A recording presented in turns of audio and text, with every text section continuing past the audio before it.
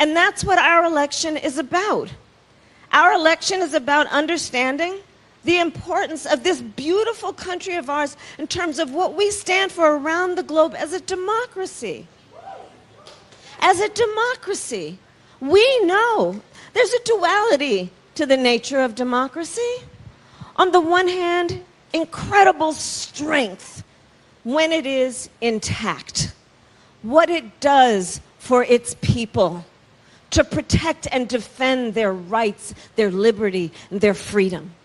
Incredibly strong and incredibly fragile. And as a woman, there's a balance to be struck between being tough and being a bitch.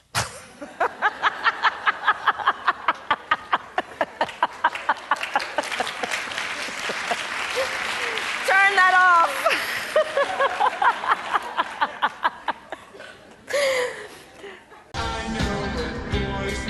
On a different front, Axios this week reported that President Trump, if he gets a second term, will sort of dial back, for lack of a better term, DEI programs that the Biden administration has put in forth. Obviously, I know you disagree with that. I obviously believe that you don't want him to get a second term. That said, if that does happen, what do you think that would do to race relations in this country?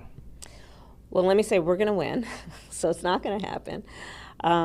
But I think that, listen, today is actually, I believe, an anniversary in terms of Dr. King, right? And I was just in Selma, and we celebrated, acknowledged the 59th anniversary of Bloody Sunday.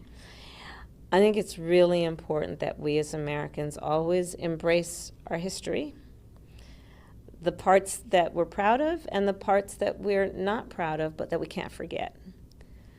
And we should all agree that we should teach history, we should learn history if we're to ever have an accurate idea of where we want to go and where we don't want to go in the future.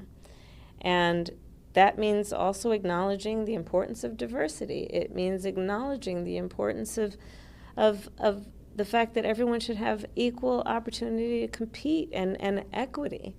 And then, of course, inclusion, that, hey, let's look around the room and see who's not here, and did we leave the door open?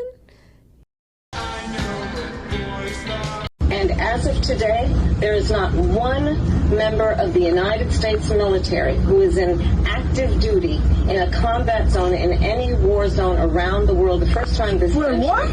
But let's understand. So where the fuck are we right now?